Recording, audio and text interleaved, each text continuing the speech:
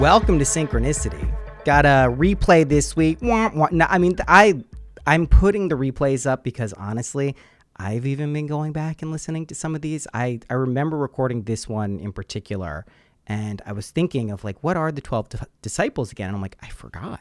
Like, I forgot the interpretation of what they all mean. Holy shit, if only there was some place I could go and find what that is. I was like, oh yeah, I recorded a whole episode on it.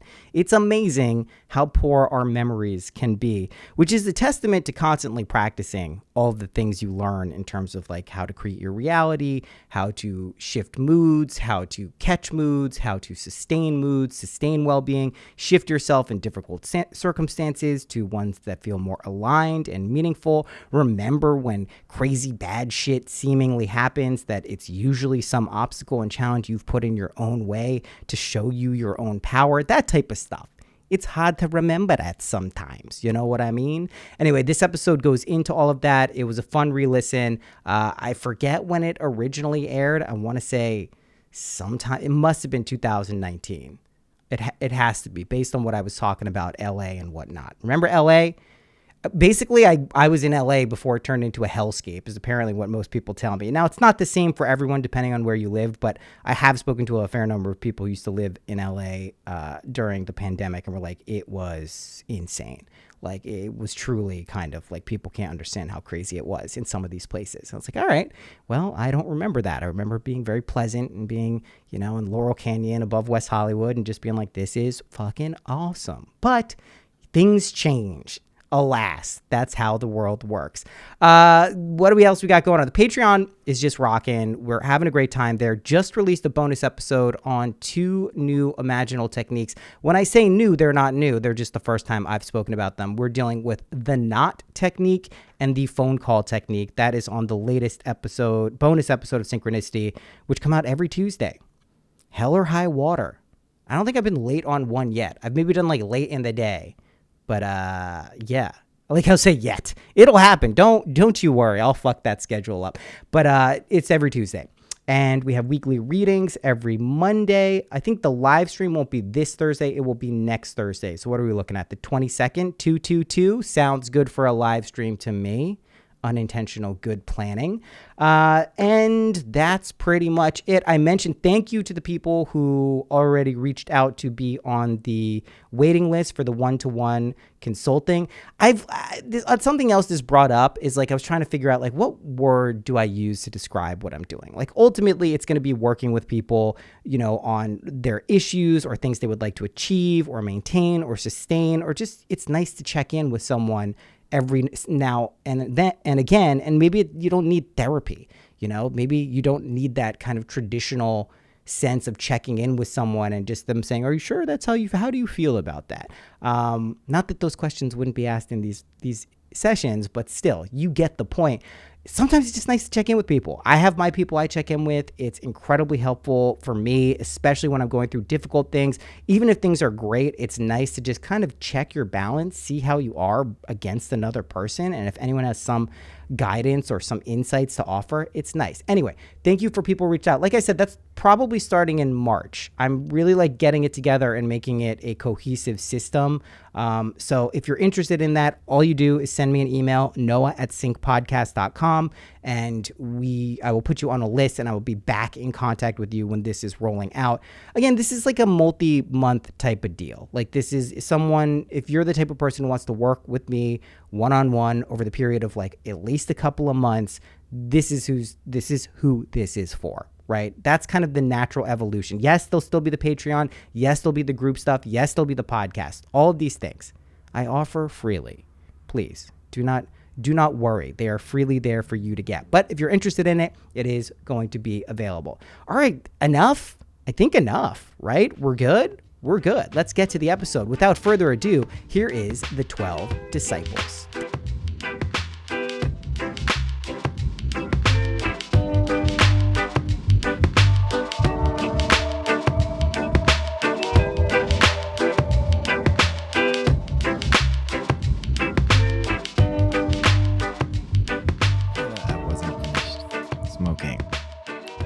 morning time. Welcome to Synchronicity. It is. I like I saying. This is gonna be a good one. I like that I'm saying it's morning time because it might not be morning time when you're listening to this. Chances are it's not. Who listens to the podcast in the morning? Are you a psychopath? Who does that? I don't know. Is that normal? Who knows? But it is morning when I'm recording this. Welcome. Spending my last couple of days on the East Coast before I head to LA. Have I mentioned how much I love LA? Oh, I know you guys are sick of it at this point, but excuse me. Oh yeah, just coughing, all the stuff. How's your week, days been going? I'm recording this on Sunday. I'm going to put it out Monday. I just realized. But how was your weekend? How was your last week? It should have been beneficent and benevolent because it's Sagittarius season. I did a, what are those things called? Live stream? What do the kids call those things these days? A live stream on YouTube, where I went over Sagittarius season, pulled some cards. Yo, I came up with a new... Oh, okay. Well, let me just back this all up. I'm at my sister's, and she is the mezcal queen. And I tell people this, and I think they hear me, and they're like, "Yeah, okay, bro, like whatever. Everyone likes mezcal. It's popular."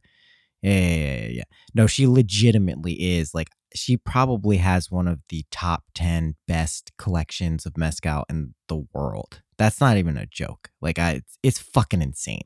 I didn't know shit about mezcal. If you know me, I'm not a huge alcohol person, just because I don't know. It's okay. I like it. Kind of it greases the wheels, I guess, for the psychic stuff sometimes because you lose your inhibition. That's fun. People like that. People like being intuitive. But, the propensity for abuse, I feel like what has happened is a lot of spirits, they're called spirits, have taken on some negative energy over the past few hundred years, couple thousand years. And that really fucks with people who don't know how to guard themselves psychically when they imbibe alcohol. Anyway, mezcal, totally fucking different. This is like mystic juice. It's like, it's alcohol for mystics. Holy shit. Do you guys know about this stuff? It's drugs. Let's just be clear. This shit is not like regular alcohol at all. And I'll have tests. I have tests on an upcoming episode about crystals and stones. I'll have an episode about mezcal. It's fucking insane. But anyway, yo, what the fuck? Do you guys know about this? Do you guys you don't get drunk, and it's really strong, but you just kind of get more clear. I don't even know. It's definitely hallucinogenic too. Anyway, that has been a revelation for so many ways, in so many ways. I mean, and so I had this reading with Valeria, the Mexican witch. Go sign up for readings with her. It was fucking incredible. And she told me at the end of the reading, she told me a lot of stuff. And she told me to look up Mayahuel. And I was like, I don't know what that is. Mayahuel. Okay, whatever. I wrote it down. And then so I'm staying at my sister's, and I was like, get the pattern, get the app, the pattern. And she's like, okay. She gets it. And she's like, all right, add me. And then I see her name is Mayahuel. I'm like, what the fuck? She's like, oh, yeah, this has been my name forever. I'm like, why? And she's like, oh yeah, mezcal, this whole thing, this fertility guy. I was like, oh shit. Anyway, let me dispel any notion that as you move on an imaginal, whatever the fuck you want to call this stuff, consciousness, realization that you're God, waking up, popping out of the matrix, there's always more layers of weird and awe and awesome. Like, it doesn't end. It just keeps, it's like, whoa, gosh. Okay. Anyway, mezcal's good. So we'll do, I'm going to talk the whole intro about mezcal. Before we get started on the 12 disciples and other stuff, then I'm going to call for my Twitter as I talk. Excuse me. What was I going to say? Oh yeah, the readings. I'm only doing in-person readings for the next couple of weeks. If you're in LA, that is where I will be doing them. You can schedule with me. It's awesome. I can theoretically come to you if you have parking. So I've learned that lesson. So if you have parking, will be kind of mobile. I like driving around LA, unlike some people. Even the traffic. We'll see how long that lasts. But also I'll have like really nice spots where you could come through. and like it'll be nice. So anyway, those are going on. If you're interested and you're in Los Angeles, go check those out. And then I will be reopening the books sometime. I'm thinking around Christmas, or no, probably like mid-December, somewhere like that. I just there's a whole thing. I'm just trying to. It's gonna be good.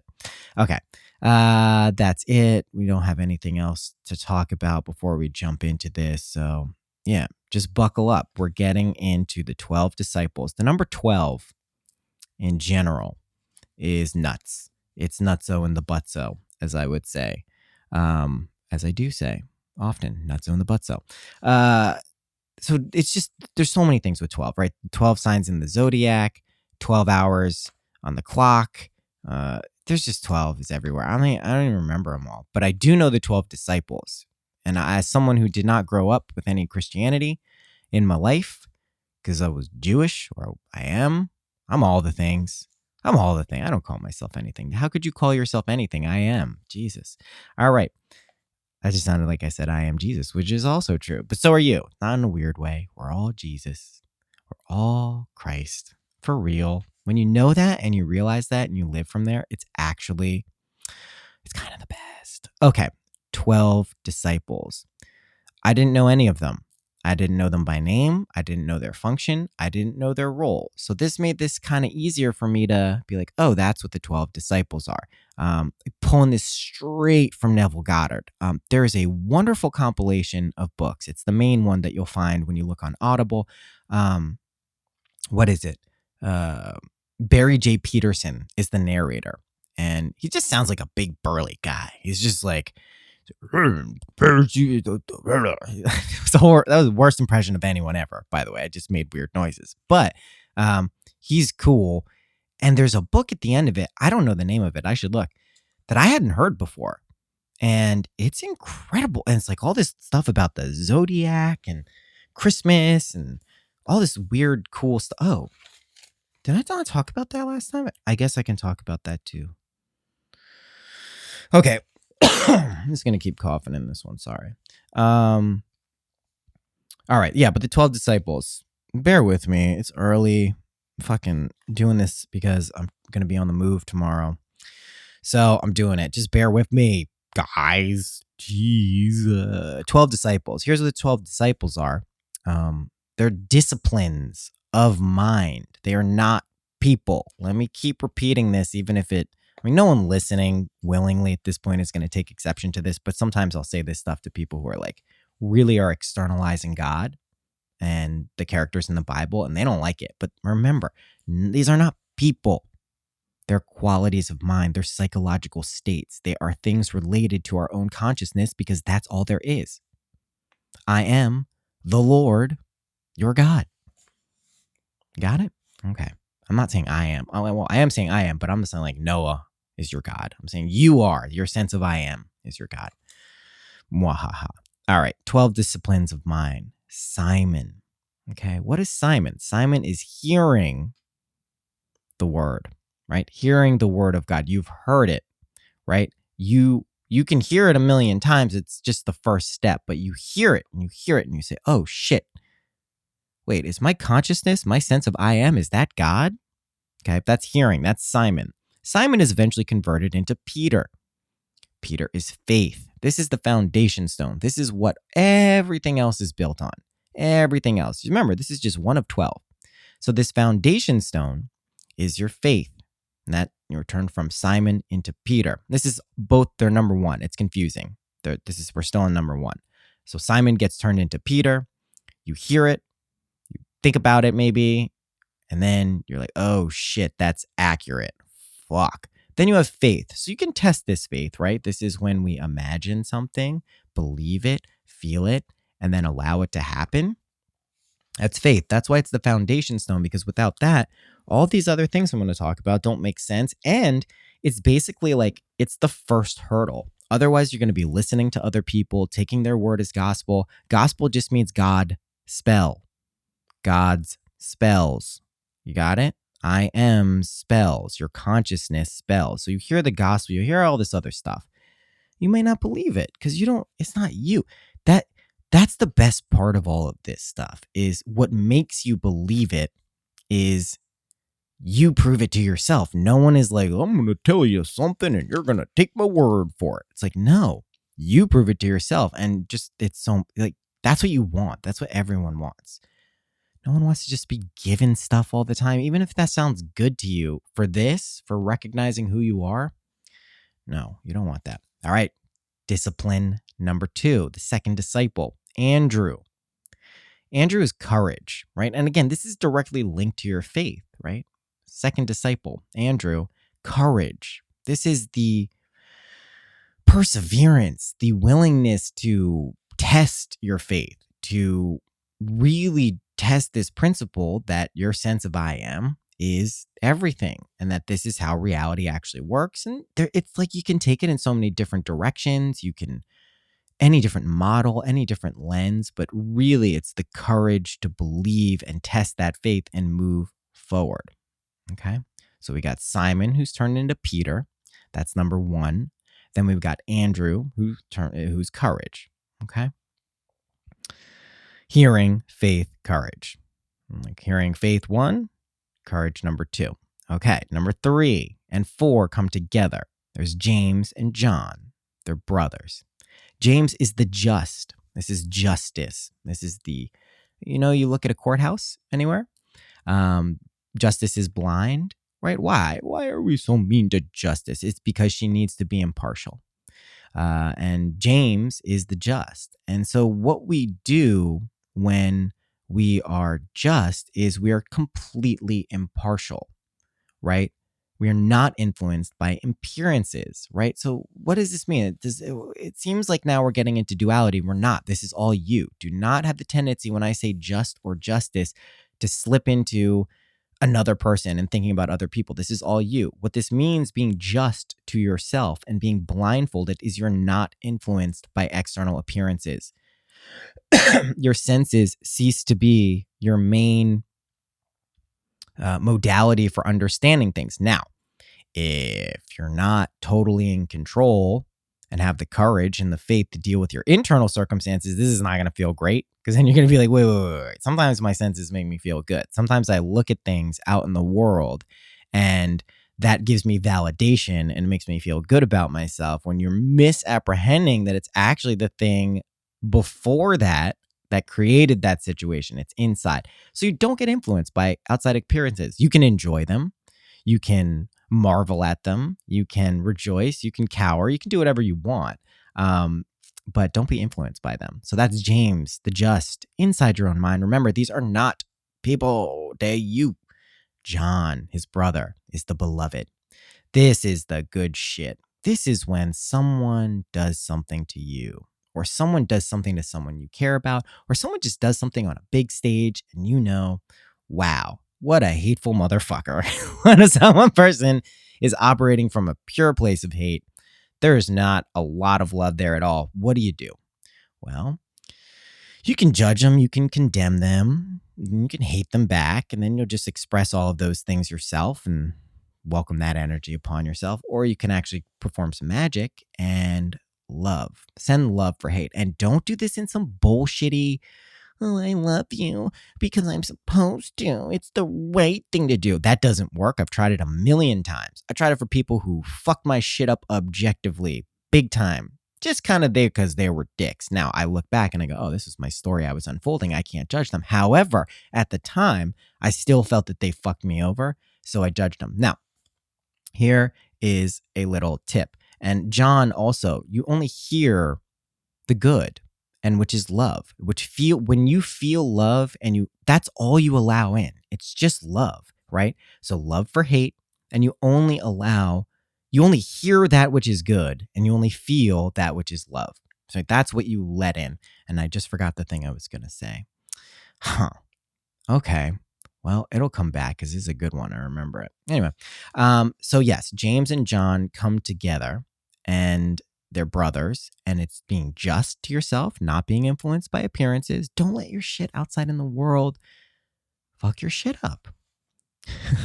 The beloved is love for hate, and you only hear that's which is good. Don't start judging other people, yourself. And again, this is all for you. We use the mirror-like world to work on ourselves. There, I just remembered it. This is the trick with the enemies. Okay. We have rivals, enemies, nemesises, so we think. And you hear this term, love your enemies, sometimes. And people can mess that up. And they're like, all right, I don't like Donald Trump, but I'm going to love him. I don't like the way he is, but I'm going to love him. And it's like, that's probably not going to work for you, because if you're already saying you don't like him and you're looking at the bad things, here's how it really works. When someone does something to you or someone acts a certain way and makes you feel upset and you get, I don't like this, it's bad, you should be so happy. You should be so fucking happy that you have this opportunity to be pointed out where the little kinks in your armor are, right? Where your little vulnerabilities are. You should be like, oh my God, thank you so much. In the same way, a lover or a partner. Did I just say lover? I sure did. The same way in a significant other or a partner will show you where your strengths are with love. They'll also show you your weaknesses. So will your enemies. So will your difficult people. So that's how you love them. You don't love them because they're doing some fucked up thing and you think by loving them, they're going to stop doing it. That's just dumb. What you do is you go, oh man, this person dicked me over. Oh my God, I thank you so much for showing me where I need to tighten up and solidify my own shit. I actually genuinely appreciate it. And that's why when you encounter demons and demons, this is what Milarepa is doing. Like he's like, there's this thing where he's on this, where is it? I don't know where he is. I'm in the book where I am right now. But he's like, man, when I love where I am, it's so pretty. There's these mountains, there's these trees, there's these leaves. Even when it's snowing, I love it. And he goes, oh, when bad shit comes up, I fucking love it. He's like, I love it even more because then it shows me that I can transcend it. And that is what is meant by loving your enemies. Okay. And that's John the Beloved. And I didn't pull that from Neville Goddard or anywhere. And I want to make this, I'm really going to keep hammering home this point because we're using Goddard as our template, as our launching pad. We don't look at Goddard and say, this is it, this is everything, and then just parrot all of the stuff he says without adding our own takes on it. And that's what Goddard was trying to tell everyone, I think. And he also grew up in a time, remember, where he was so influenced by his teachers and the ability and access to information. And most of it came through this Kabbalistic kind of mystical Christian mystic, Judeo-Christian mysticism lens. We have the benefit this day of being able to look at so many different cultural reference points, right? We have all of the Eastern traditions, we have the South American, we have African, we have all of the continents, like the Europeans, like Norse. It's just like there's fucking everything, right? So it's fun, is what I'm trying to say. And don't deitize, right? You can, I guess, but like don't think that like Neville Goddard is your ending point. He's your launching pad because you do this yourself. Don't make him a god to you that he's not God to you. You're God to you. He's also God. Oh, gosh, that's a paradox. But seriously, I only bring that up because I see what happens to people with Neville Goddard sometimes. I'm really thinking of the subreddit. I check in there every so often. And you can just see people getting caught up in stuff and like you want to intervene, but then you realize you don't actually say anything because that's not how reality works. And so I just say it on the podcast for people who are actively tuning in. Okay, enough rambling. Number 5. There's 12 of these, so buckle the fuck up. Number 5, Philip. Okay, Philip is shown the Father. His consciousness and its expression are one. This is making the word flesh. So I'm not really great at the Bible. I don't know the parables, but I do know what this means. But I believe Philip was like crying out, like, I need to see the Father. Like, I need to see it. He needed proof. And they're like, all right, Philip, you baby, I'll show you. And then so what happened is they showed him. And then what this means is that, again, not characters. It's you. It's that point in time where you've imagined your scene, or you've set your goal, or you felt your feeling. You know it's going to happen, but then you go, but where is it? I don't see it. I want it now. Right? Why? That's that and this is like everyone does this so much. Not everyone so much, but people do this. I've been guilty of it plenty of times. Um, it's just impatience. It's like not understanding how the time delayed mirror of reality works. It's not anything more than that. So there is a way to speed that up, but paradoxically, it involves not being so what's the word I'm like, not grasping or avoiding grasping the thing you want or avoiding the thing that makes it seem like it's not here, because you're then just reinforcing the state, and it's like, yo, don't do that. Like, it's gonna be fucking great, just let it happen, right? So Philip is actually shown the Father, which means, oh shit, that thing I imagined just happened. What the image that I had in my head is now flesh in this world. So that's Philip. That's a good one. That's like when shit really starts to get weird. And remember, you can go up and down. These are disciplines of mind. These are things that as you stabilize each one of these, you get more control. You're basically like, if it's like an RPG, you're getting like a different armor, you're getting like your helmet and then your sword and your boots and I'm thinking of Diablo basically. You get all your stuff and then you're cool and you level up. It's easier to level up with good gear, right? You feel me? Okay. Disciple, discipline. Number 6, Bartholomew. Don't have a cow, man. God, I don't like. I thought of it and I was like, don't say it. Don't say it. And then I was like, I'm saying it. And then I said it. It was dumb. Awakened imagination. All right. Bartholomew is the awakened imagination. This is when you go, whoa, this is how reality works. Whoa, whoa, whoa, whoa, whoa. Wait. That's a lot of possibilities. That's kind of infinite variations of what is going on. That's amazing. And it's disciplined. It doesn't like run amok on you, because that's a big part of, creating these scenes and living from them is you don't want to just be like, whoa, I'm getting carried away to this. Whoa, I'm getting carried away. Like you want it to be disciplined. So that's why it is a discipline. He is one of the disciples, Bartholomew. And then people can write in and tell me like, oh yeah, Bart was this dude. He did that. Sure. I mean, like I want to know the stories just because like it does give you more context for the psychological reality of Bartholomew. Number 7, love number 7. Thomas. Doubting Thomas, as he's known. I have heard of this one, had heard of it before. So Thomas, people are like, oh, well, Thomas is a dick. Like he didn't believe in Jesus. He didn't believe in any of this stuff. No, remember, not a person. Thomas denies that which is not in harmony with that which is good. You understand? Denies. He says, I don't believe it. So if you imagine something, I imagine myself to be fearless. And then fear comes in. Thomas goes, I don't believe in that. That I deny you entry into my consciousness. I will maybe look at you. I will maybe say, okay, that is something that exists there. It certainly seems to be something in some way, shape, or form, but I deny you entrance. Now, there's 2 ways of looking at this, especially if it's fear. You can deny it by just shutting the door and be like, bye-bye. Or you can be like, let me just go right up to you and see that you don't exist. Therefore, my skeptical ability related to fear proves that Thomas most certainly is a doubter. So what I'm saying there, though, clearly, or as clearly as I can, is when shit doesn't line up to your imaginal scene. This is very, very much like John, right? Hearing only that which feels love. When something doesn't line up to that loving feeling or what you have imagined, deny it. Just see what happens. I've done this so many times. It's true.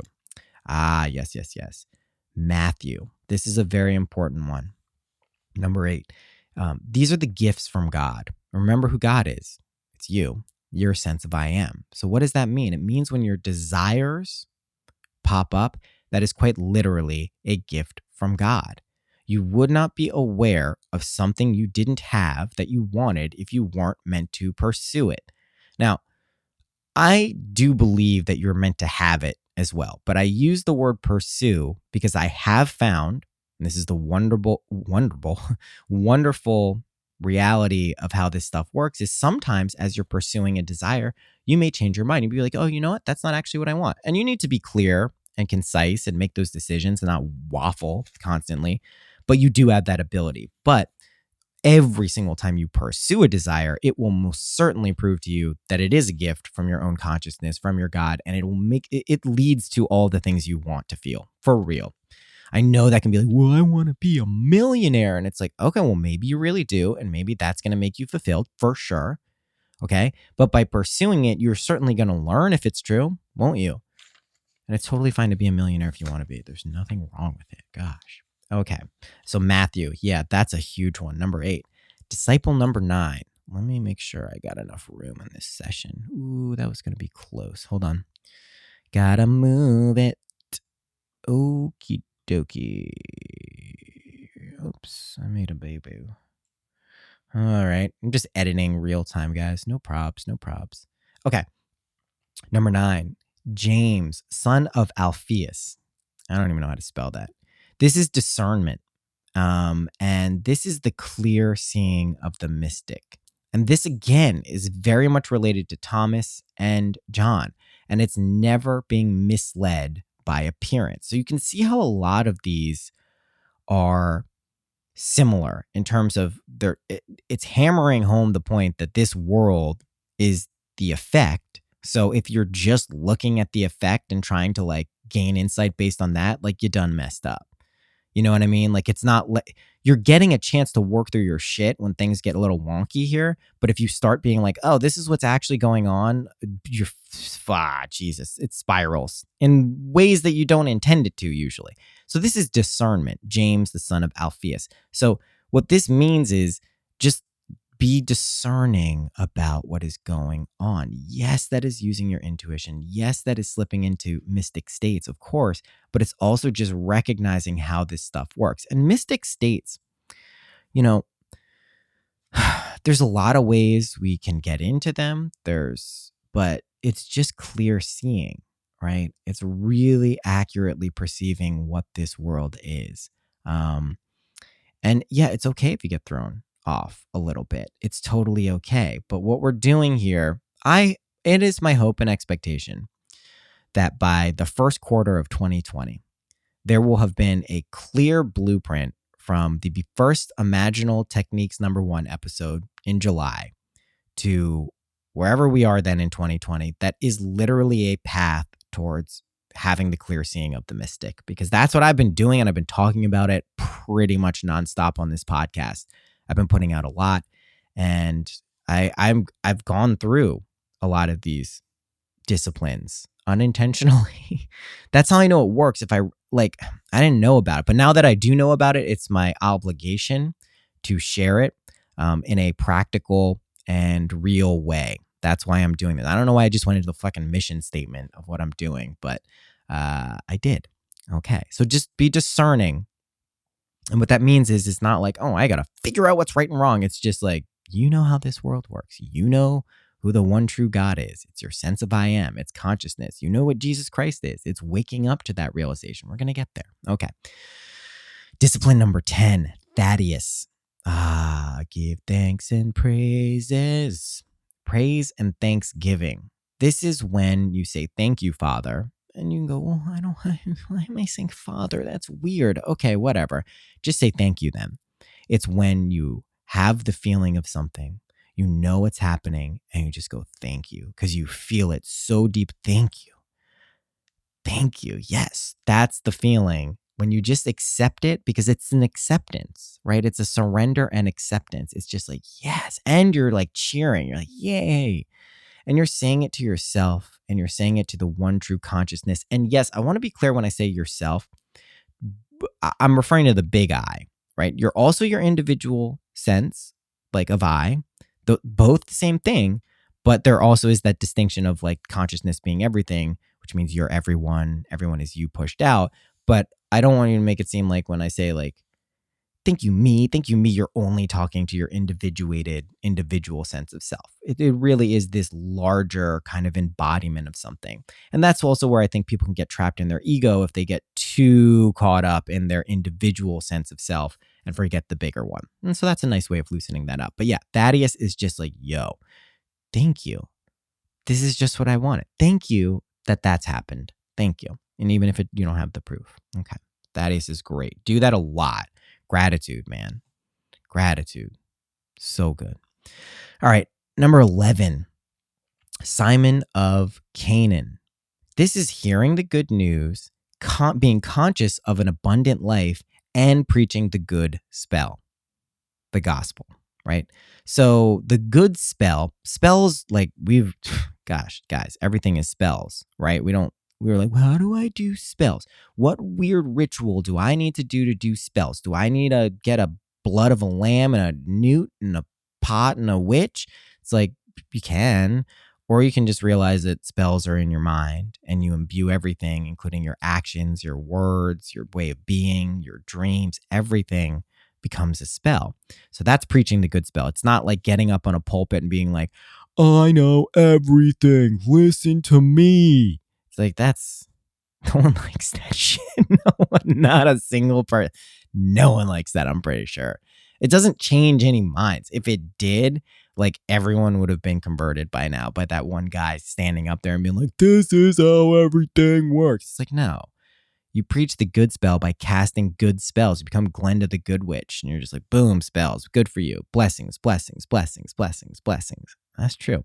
And so Simon of Canaan is hearing that that's possible, recognizing it's true. I think Simon must mean hearing, right? Because he turned in, to Peter. So this is another Simon of Canaan. And then conscious of the abundant life. This is the awareness and acceptance that wealth in all its forms is ever present and it is yours to accept. Okay? That's a big deal. And I'll talk about this more later, but relationships can... There's a really big thing going on, and I know I've just, the conversations are coming up. If you don't know how to gate yourself, if you don't know how to protect yourself energetically, and you're in relationships with people, which you are because you're a person, you may be picking up on some shit that is totally fucking your shit up. And I don't want that to be a cop-out. You shouldn't blame other people, but in the world of duality, we certainly know other people's energies exist. We can perceive them. So until you figure out how to transmute and preach those good spells, make sure your energy is tight, right? And that's that courage. That's that Andrew. Okay. Number 12, my favorite disciple, my favorite discipline. Oh God, it's my favorite. Oh, I love it so much. And it lines up perfectly with the 12th house in astrology. Just making this connection as I'm saying it. This house of self-undoing, the subdivision where your ascendant is in astrology is the subdivision between the 12th and 1st house. 12th house being the house of self-undoing, the 1st house being the house of self. So it's this destruction, this liminal boundary between undoing and becoming. What does that sound like? Birth and death. Oh, Scorpio. Oh, I love it. Judas. People don't like Judas, right? Because he killed Jesus, didn't he? It's fucked up, dude. Why'd you do it? No, it's not a person, guys. Not a person. Judas is dying to that which you will become, which you already are. It is mystic suicide. It is being born again. It is assuming the consciousness of that which you are and would want to be. Let it go. Suicide, detachment, psychically killing yourself, Kali, right? Killing limited versions of yourself. This is Judas. And it's the best. He's my favorite disciple by far. I love them all. Of course, they're all me. They're all you. But wow, when you master, create, destroy, expand in Sagittarius season, guys, we got a month here in, what are we in? Late November, 2019, Sag season here. Oh, guys, just come on, get on this, catch this wave. Catch this fucking wave and just start. Mystic suicide is the best. Because guess what it means? When something pops up and it makes you feel weird and uncomfortable, murk that motherfucker. Just not. You can kill it. Now, don't run away from it. That's not what I mean. You fully engage it. You stare it right in the face and you say, adios, amigo. No mas. See you later. So Judas is, wow. I mean, it's just such a powerful discipline to possess because it's the light switch. The first time I ever did psychedelics, I was 15. It was a 5-week music program in Berkeley, in Boston. And I was on a lot. My very first time. It's 3 tabs, very powerful, sunshine acid. Gosh, jeez. And there was a point where I think things were about to get a little wonky and like rough. And I had this realization that there's this thing, like there's a light switch and you can just flip the light switch from light to dark or dark to light. And that is Judas. It is so powerful that of all the things I've mentioned, I think that's the most powerful for most people today, because so many people have their own karma, their own trauma, their parents' trauma, generational trauma, ancestral trauma. And to be able to quickly dismantle that and destroy it is such a powerful gift and discipline of mind that's why I focus on. I'm very open to the raw feminine divine energy that allows for destruction. Sacred destruction, let's call it. I'm fucking with it. If that's your vibe, if you're a sacred destructor and you know what that means, we are on the same team. We're on the same team anyway, but in the world of duality, oh man, I fucking love it. It's a vibe I very much enjoy. And then we have the 12 disciples, and then we have Jesus Christ, right? And I've spoken about Jesus, and Jesus is just the realization, the waking up inside of your own mind that, oh my gosh, this is all true. This is not a delusion. I am not crazy. I am is actually the source of everything. I know how to bend reality. I know how this works. I now take accountability and responsibility for everything, which means I first stabilize my mind with these 12 disciples, right? That's why he's got them around him. Very helpful. And then I start blessing myself and everyone else. And you do it in a way that is fun. I do not want this to seem heavy for people. It's not heavy. It's super fucking fun. All right, let's see if I have the other notes. No, we'll just go to the Twitter stuff then, because I got stuff to say, even if I don't remember what it is. Here it is. Okay, let's talk about some more Jesus stuff since we're here.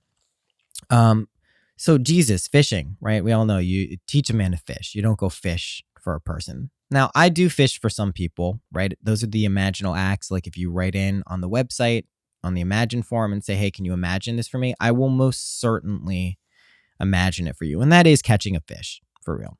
And what do I mean by fish? And what do I mean by teaching someone to fish? You catch a feeling, you catch a mood, or you catch a desire, okay?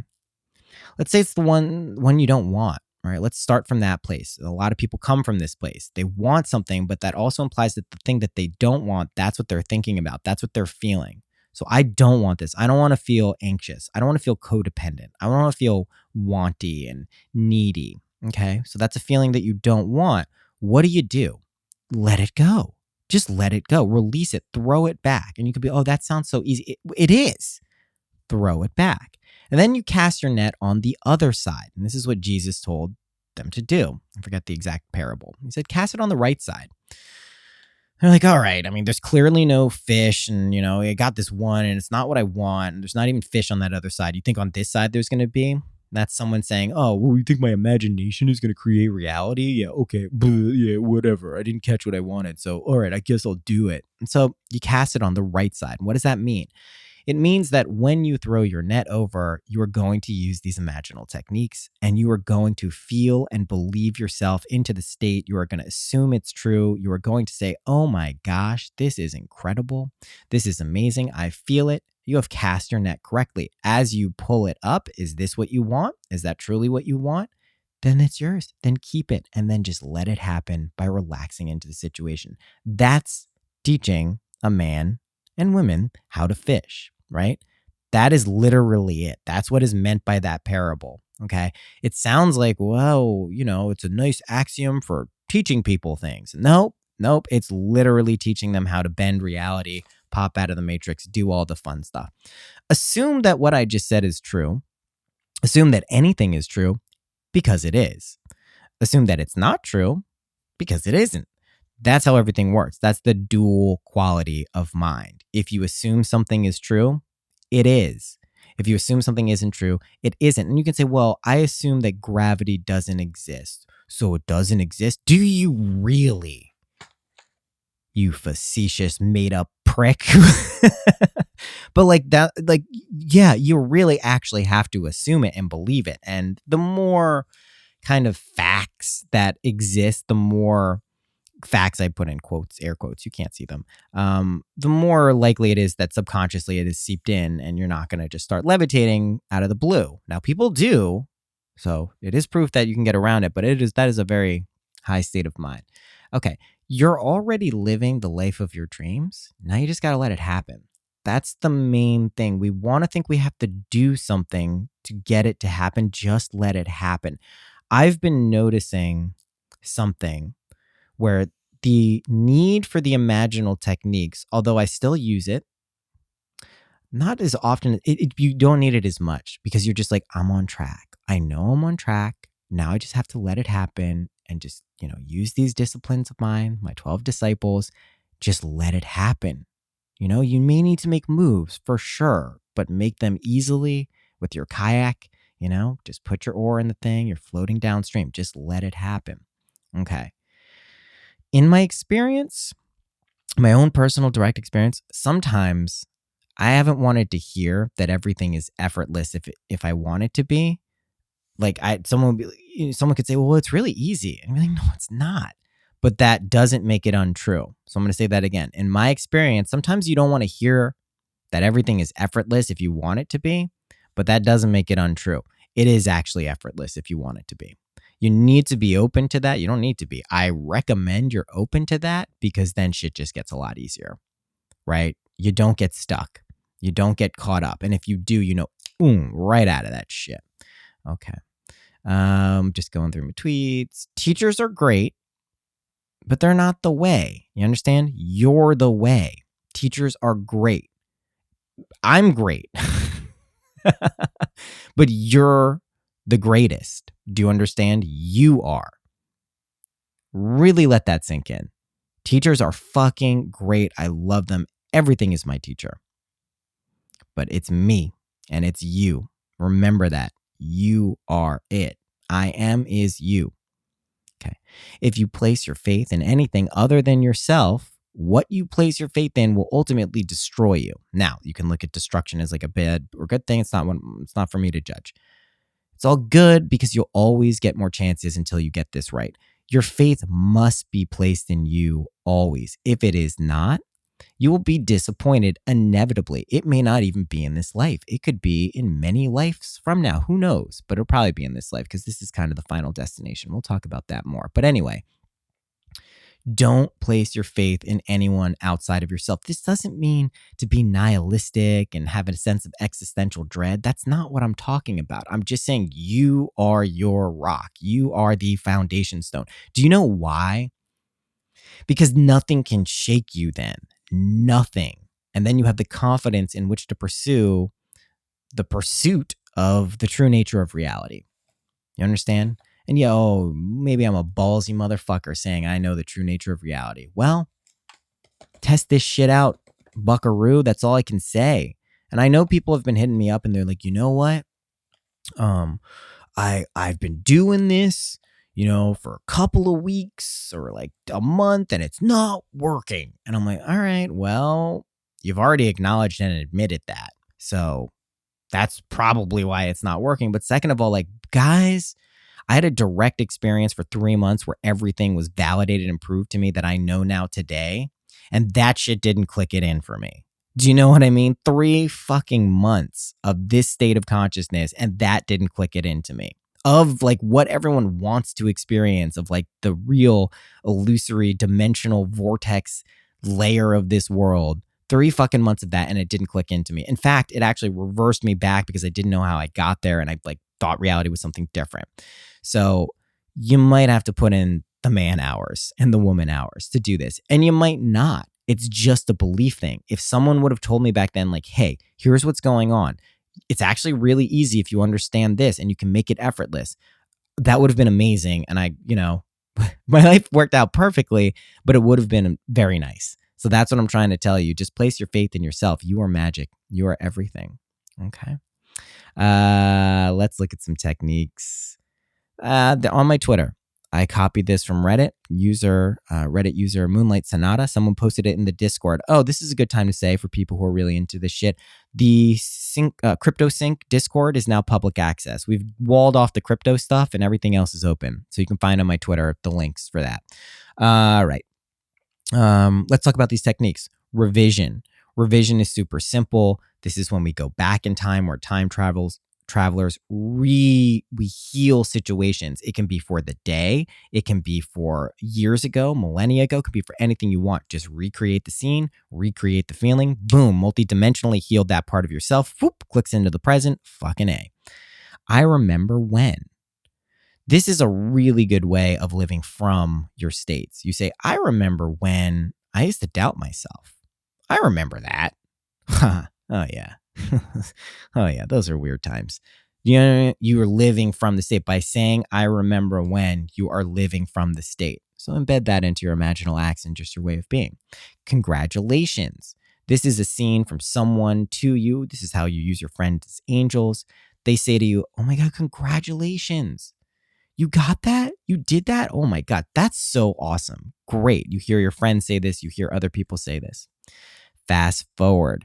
You can move forward in time with the details. So you could move 10 years out. You could have your family if that's what you wanted. You could have whatever you want, your success, your career. You can fast forward, accept it, live from that place. You can pin it down in time if you want, or you can just let it happen naturally. It's up to you. Eavesdropping. This is a good one. Imagine you're somewhere, walking, in a house and there's people in another room and you overhear them saying, wow, look how great that person looks. Look how great you look. Oh my gosh. Look how amazing she looks. Look how great he looks. Look at, oh my God, they're doing wonderful. That's a good one. Okay. Then here, then now. So you make there here. So if you're in your house and you want to be in Barbados, you think of Barbados and you make it here, right? You do this probably with eyes closed. That's it. You just move it. It's pretty cool. Isn't it wonderful? And thank you. This is when a desire comes up, and you just go, oh my God, I got it. Thank you. Amazing. That's a real quick one. Time isn't real, so you can do it. I am. Just repeat, I am. I am. I am. It'll lift you into a state. And then from there, all bets are off. Do what you want. Golden rule, super important. Don't neglect this one. Do unto others. This one can get tricky. Okay. Let me just say this because the relationship stuff does come up. If you're in a relationship and you want, something that your partner isn't okay with, that doesn't by default mean you're not allowed to do it. You have to be okay if your partner wanted to do that thing. And then you need to have a conversation about it. Clearly, don't just be a dick. But that is very important. And that's how, when we can say, well, I think I want this thing and it doesn't seem right. And it doesn't have to just be like a relationship. It could be a business thing. It could be anything. But you need to be communicative about that. And you really need to apply the golden rule. Am I okay if the person who I want, is that okay with me? Very important. Very important. Great. First principles. Yep, here they are. Be still and know that I am God, right? You are God. Use this throughout the day when you're stressed, confused, angry, tired, or need a break. Okay? That's it. And then how did I? How did I become so successful at achieving my wish fulfilled effortlessly and easily? Right? Because when you're asking how, it's past tense, which is thinking from the end. You're eliciting the experience, not seeking an answer. So how did I just become so great at this? Oh man, amazing. How did it become so easy for me in the best possible way? Amazing. So that is what that is. I am getting to the end of this episode, I am realizing, because I have to go drive somewhere.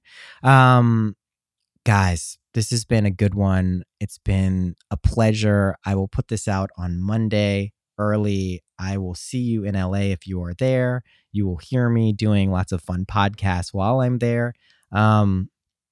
Looking forward to it. I'm saying hang in there because I know this is like the final push. All right. I'm going to keep saying it every episode until we have clicked in and I get the sense that everyone is just like, and a lot of you. I did this thing on Instagram. I asked people what their dreams were. What's your dream? And then, oh gosh, I don't know, like 100+ of you probably got in touch with me. I don't know how to reply to all of them because Instagram keeps like popping the screen away. I wanted to reply to every single one, but it keeps like, I don't know what's going on there. But that's a huge first step. When you acknowledge what your dream is, that's huge. And then when you communicate it to another person in a safe space, that's also fucking huge. You're crystallizing it. Everything is liquid light. This world is liquid light. It's crystallized liquid light for real. For real. Okay, that's it for this episode. I will see you sometime later this week. Love ya. Happy imagining.